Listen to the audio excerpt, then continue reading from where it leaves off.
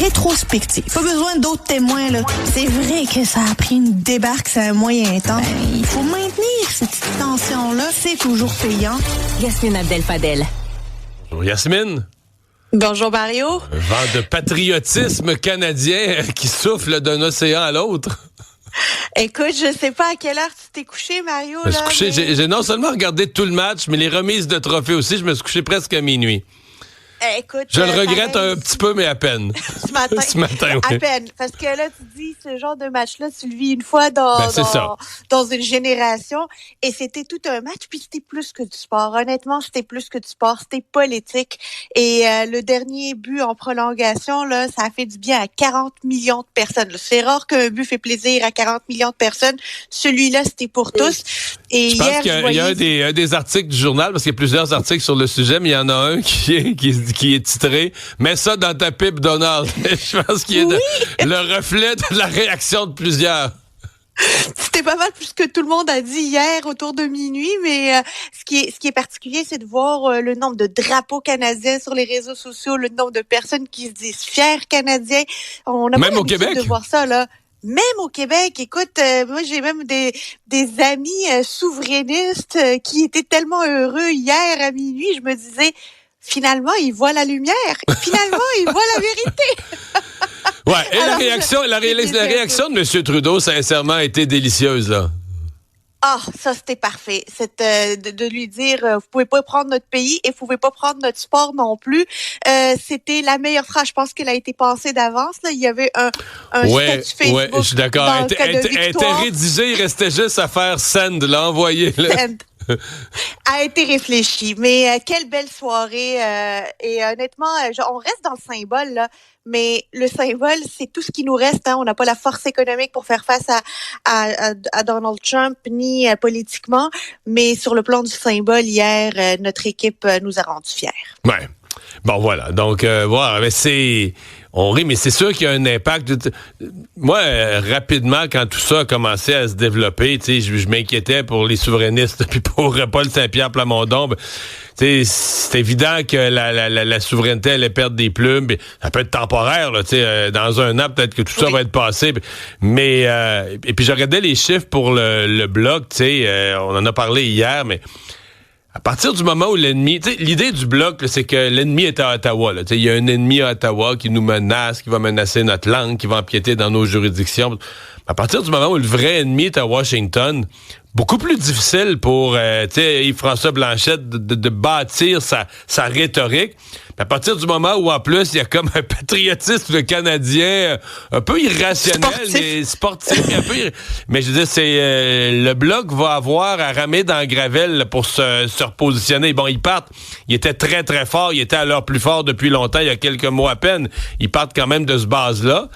Mais il y a tout un ajustement de discours à faire pour le Bloc, là.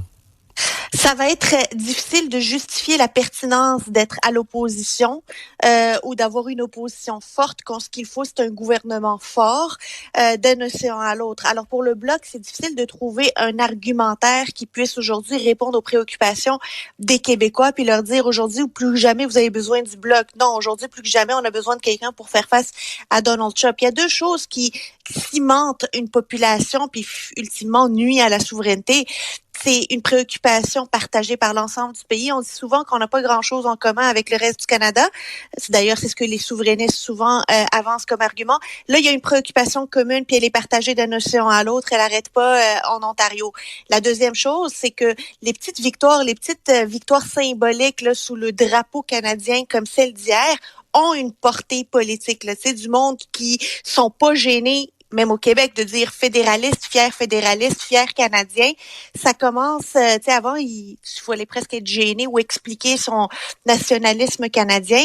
Ça, ce sont des gros obstacles pour le mouvement souverainiste, mais pour le Bloc qui risque d'être en élection à très court terme. Yasmine, on l'attendait. Tu nous préparais hier matin à ça, là, ce rapport de la vérificatrice générale.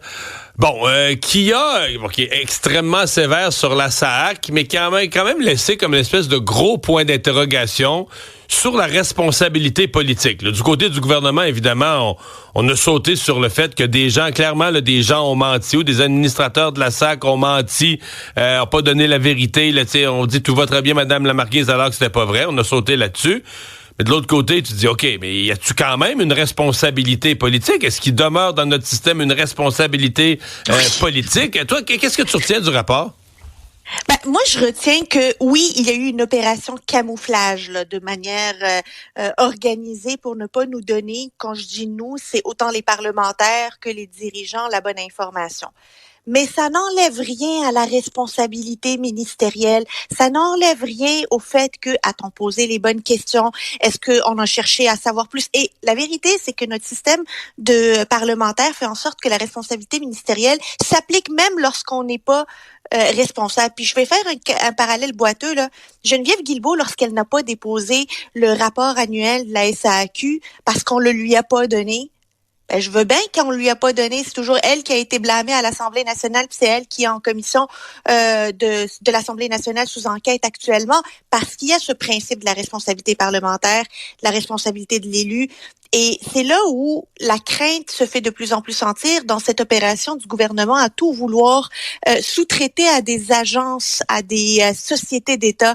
Est-ce qu'on est en train de s'éloigner de la responsabilité ministérielle? Si la même chose se répète à Santé Québec, est-ce que Christian Dubé est responsable? Si la même chose se répète à la nouvelle agence là d'infrastructure Infra-Québec, Transport Infra-Québec là, de Geneviève Guilbeault, est-ce que Mme Guilbeault va être responsable de quelque chose? C'est ça qu'il faut se poser comme question. À quel moment on arrête d'être responsable comme élu une fois qu'on a une agence, une société d'État?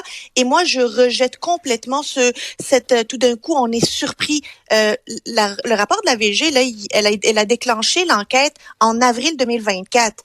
La crise, là, elle date de bien avant. Est-ce que entre-temps, depuis ce fiasco-là, nos dirigeants, Mme Guilbeault, ont posé les bonnes questions pour connaître la source de ce fiasco-là? C'est aussi ça, la question.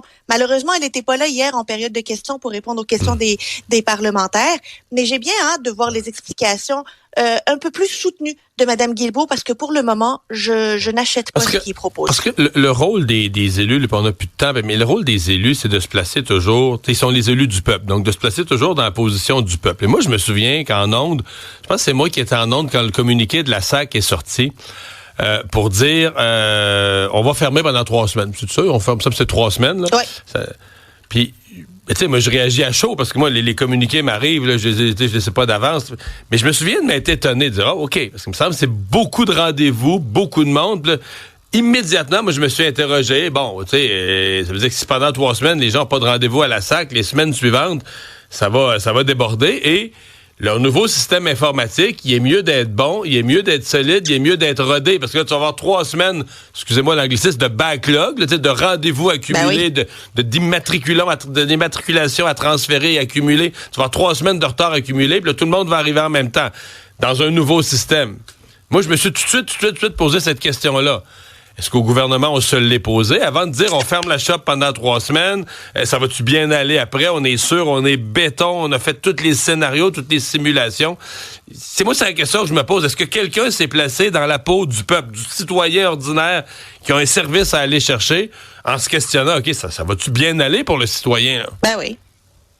C'est exactement le manque de réflexion qu'on pense ne pas avoir eu. Et toujours est-il, il y a une information capitale dans ce rapport de la VG hier qui a trop peu été couvert, c'est que les citoyens utilisent moins les systèmes informatiques aujourd'hui qu'avant cette transformation-là.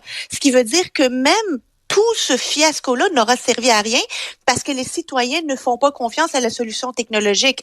C'est un fiasco de 1,1 milliard de dollars. C'est beaucoup d'argent lorsqu'on est à 11 milliards dans le trou. Merci Yasmine. Au revoir. Bye bye.